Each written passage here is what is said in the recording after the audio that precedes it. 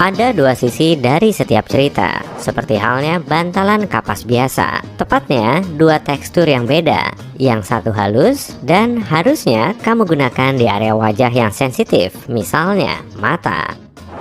Sisi yang lebih kasar bisa untuk menghapus make up dan membersihkan wajahmu di area yang kurang sensitif seperti dahi. Jika suka tanaman hias di dalam ruangan, mungkin kamu sudah melihat bahwa pot bunga berlubang-lubang di bawahnya. Lubang ini menjadi alasan tanaman hidup dengan subur. Lubang di dasar pot sangat penting untuk drainase air. Berkat lubang ini, kamu bisa mencegah penumpukan air yang akhirnya bisa merusak tanamanmu. Berkat lubang ini juga, akar bisa tumbuh dan berkembang keluar dari potmu. Apa kamu pernah nyadar kalau kebanyakan kacamata penerbang berlensa hijau? Ini ada kaitannya dengan asalnya. Kacamata ini pertama kali muncul tahun 1930-an. Sebelum itu, para pilot memakai kacamata goggle untuk melindungi mata ketika mereka mengudara. Altitudo tinggi dengan sinar matahari menyilaukan dan suhu di bawah nol adalah ujian berat bagi mata mereka. Kacamata goggle membantu mengatasi masalah itu, tapi ada satu lagi. Karena perbedaan suhu di dalam dan di luar goggle besar, lensanya akan berkabut dan mengaburkan pandangan pilot. Jadi, perusahaan Bausch & Lomb menemukan lensa teardrop berbingkai logam ringan. Lensanya berwarna hijau tua sebab corak ini meniadakan sinar biru yang juga menjadi masalah bagi pilot ketika sedang terbang di atas garis awan. Selain itu, lensa hijau mengurangi silau dan meningkatkan kontras serta ketajaman. Lubang di samping sepatu catsmu. Apa lubang itu memang perlu? Ya. Lubang itu memungkinkan udara masuk ke dalam sepatu agar kakimu tetap sejuk. Kamu juga bisa memakainya agar sepatumu bergaya dan menalikannya dengan cara lain. Ada dua alasan kenapa botol plastik berlekuk. Pertama, jika kamu minum air dingin dan udara sedang panas, kamu akan melihat banyak embun di botolmu. Atau jika kamu olahraga atau berlatih fisik, tanganmu berkeringat. Dan jika permukaan botolnya licin, maka akan lebih sulit digenggam. Jadi, lekukan itu untuk memperbaiki genggaman tanganmu.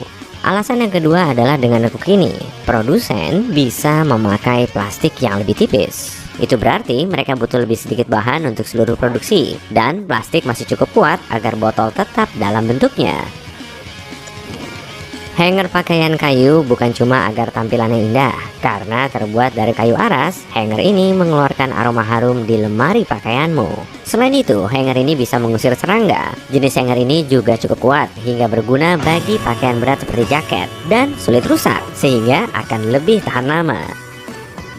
Mungkin kamu telah lihat ada kotak berwarna di dasar pasta gigimu. Blok ini kebanyakan berwarna biru, merah, hijau, dan hitam. Itu semacam penanda mata, karena tanda ini membantu mesin di bagian perakitan untuk mengenali di mana dan kapan harus memotong pasta gigi dan menyegel ujung tubnya.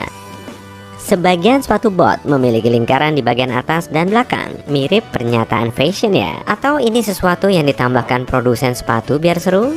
Tapi sebenarnya, lingkaran itu punya tujuan tersendiri. Dengan lingkaran itu, kamu bisa menarik sepatu ke atas saat memakainya. Selain itu, kamu bisa menggantungnya dengan mudah atau memakai lingkaran untuk memberikan kekuatan lebih bagi tali. Momen pengakuan, ingat bagian tambahan dari penyedot debu? Apa kamu juga menyingkirkannya dan gak pernah memakainya lagi? Sebenarnya bagian ini sangat membantu saat kamu bersih-bersih rumah karena bisa dipakai di area khusus yang terkadang sulit dijangkau dengan bagian yang biasa. Kita semua tahu kegunaan pengupas sayur, tapi selain untuk mengupas wortel dan kentang, kamu bisa memakainya untuk mengupas bawang. Mengupas bawang dengan alat ini bisa lebih cepat daripada memakai pisau. Selain itu akan mencegah kamu meneteskan air mata. Sebagian sweater memiliki sesuatu yang sangat spesifik di area lehernya. Tambalan berbentuk huruf V yang bisa kamu lihat di bagian tengah kerah leher. Sisipan beralur yang mirip alur di keliman dan lengan memungkinkan pemiliknya memakainya dengan lebih mudah. Dan kerahnya nggak akan berubah bentuk. Sisipan berbentuk huruf V ini akan menegang, sehingga pemakai sweater bisa memasukkan kepalanya melalui kerah itu. Tambalan ini juga bertujuan untuk menyerap keringat. Dalam versi awalnya, sweater memiliki dua sisipan di bagian belakang dan depan kerah.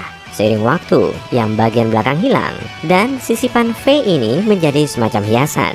Sebab produsen mulai menjahit tambalan ini di kerah tanpa memakai bahan beralur yang dulunya mereka tambahkan. Kotak-kotak atau lingkaran berwarna terang yang kamu lihat pada kemasan makanan bukan indikasi vitamin, mineral, atau rasa tertentu yang terkandung dalam makanan itu. Dan ini bukan kode rahasia yang harus dipecahkan oleh konsumen. Biasanya ini adalah kode untuk teknisi cetak. Kode ini disebut Process Control Patches atau blok warna percetakan. Dalam proses cetak kemasan makanan, produsen memakai blok-blok warna itu untuk mengecek apa tinta cetak sudah benar. Mereka membandingkan warna dari blok yang mereka cetak untuk memastikan produk yang dicetak memiliki kualitas yang konsisten dan dapat dikenali di seluruh dunia. Mayoritas percetakan cuma menggunakan 4 warna, kuning, magenta, shane, dan hitam. Sebagian percetakan memakai warna tambahan seperti hijau, oranye, dan ungu. Karena itulah, terkadang kamu melihat banyak lingkaran pada kemasan tertentu untuk menguji warna tinta. Garis tepi pada buku tulis. Garis ini bukan untuk dijadikan semacam panduan untuk mencatat dan menulis. Seseorang memperoleh solusi potensial yang diharap melindungi karya tertulis dari tikus. Dulu, tikus adalah penghuni yang sangat biasa di rumah manusia. Tikus dikenal karena makan apa saja, seperti kertas misalnya. Maka, orang mulai menambahkan garis tepi yang lebar sebagai hidangan pembuka yang diharapkan membuat tikus kenyang. Dengan cara ini, tikus nggak akan ingin menyantap hidangan utamanya, halaman yang ditulis. Jas memiliki lubang kancing di dekat takik merah. Produsen membuatnya dalam keadaan tertutup hingga kamu nggak akan bisa membukanya tanpa merusak jasmu. Dan jika dibandingkan dengan lepel lain, akan kamu lihat lepel yang sama sekali polos tanpa ada petunjuk. Kamu tak akan menemukan lubang kancing tanpa pasangan pada jas saja. Kemeja camping, peacoat, dan beberapa jenis pakaian lain juga memilikinya. Dan ini ada kaitannya dengan sejarah lepel yang paling awal muncul di pertengahan abad ke-19. Sebelum ini, seringnya pria memakai jubah berkerah tinggi. Mereka akan mengancingkannya sampai ke atas. Di hari-hari yang panas, mereka akan mengendurkan posisi kancing, menurunkan kerah, dan membiarkan kancing teratas terbuka. Ini melegakan dari kegerahan. Selain itu, penutup mereka yang terlipat akan simetris di dada. Dan hari ini, kita mengenali ini sebagai lepel. Orang berhenti menggunakan lubang kancing ini setelah mereka menemukan lepel, kecuali untuk beberapa kesempatan formal. Seperti misalnya, ketika kamu ingin menyematkan bunga di sana. Itu sebabnya pembuat setelan membiarkannya sebagai fitur fashion. Kantong teh. Sangat mudah menebak untuk apa gunanya. Tapi kantong teh bisa berguna saat kakimu berbau setelah hari yang panjang dengan bersepatu. Masukkan sekantong teh yang tak terpakai tentunya ke dalam sepatumu di malam hari. Ketika kamu bangun, kantong teh akan menyerap semua bau yang tak diinginkan. Tapi pastikan untuk membuangnya. Kamu nggak mau minum teh dengan aroma khusus kan? Binder klip juga memiliki tujuan yang membantu, kecuali tujuan utamanya.